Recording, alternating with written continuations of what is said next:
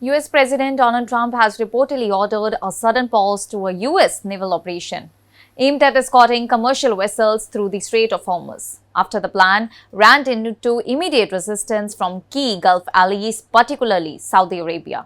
According to the US officials cited in reports, notably the operation internally referred to as Project Freedom was announced unexpectedly by Trump over the weekend. It was designed to secure maritime traffic through the strategically vital Strait of Hormuz amid escalating tensions involving Iran, including threats and attacks on commercial shipping in the region.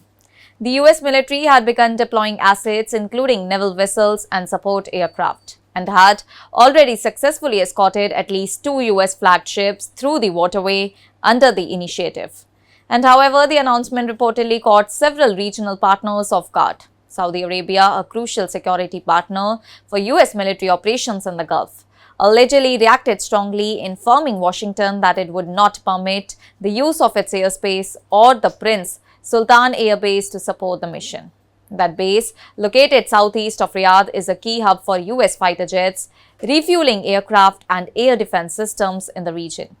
And according to the officials, Donald Trump held a call with Saudi Crown Prince Mohammed bin Salman in an attempt to resolve the issue, but the discussion did not produce an agreement. And with access to Saudi airspace and basing restricted, US military planners face significant operational limitations since regional geography makes overflight permissions that is essential for escort and air cover missions in the Gulf. And following the breakdown in coordination, Donald Trump reportedly ordered the operation paused, framing the decision as temporary while diplomatic efforts continued. And in statements shared on social media and by officials, he suggested the pause would allow time to explore a possible agreement that is aimed at de-escalating the conflict and restoring maritime stability in the region. The situation also highlighted mixed reactions among Gulf states, and while Saudi Arabia and other partners were reportedly surprised by the timing of the announcement, a White House official maintained that allies had been notified in advance. A Middle Eastern diplomat, however, said coordination with some states, including Oman, only occurred after the public rollout of the plan.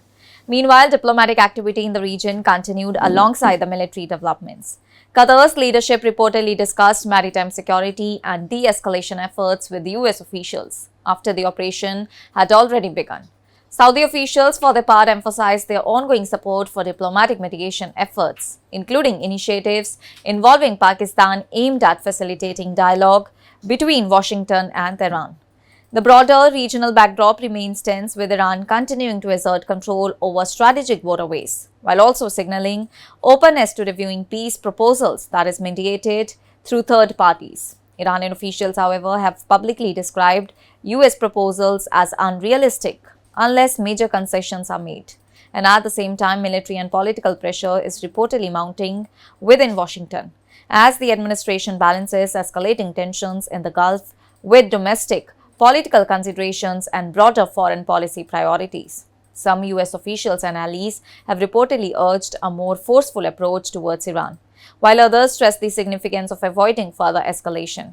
And in response to the evolving situation, Iran's maritime authorities announced readiness to provide logistical, medical, and technical assistance to commercial vessels passing through the Strait of Hormuz, that is framing the move as part of an effort in order to ensure maritime safety in the region.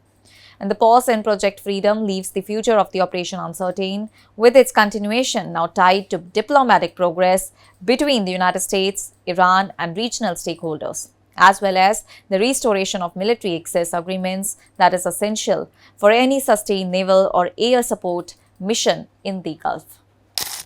That's all for now. Stay tuned to the Savera for more updates. Do like, comment, and subscribe to the channel.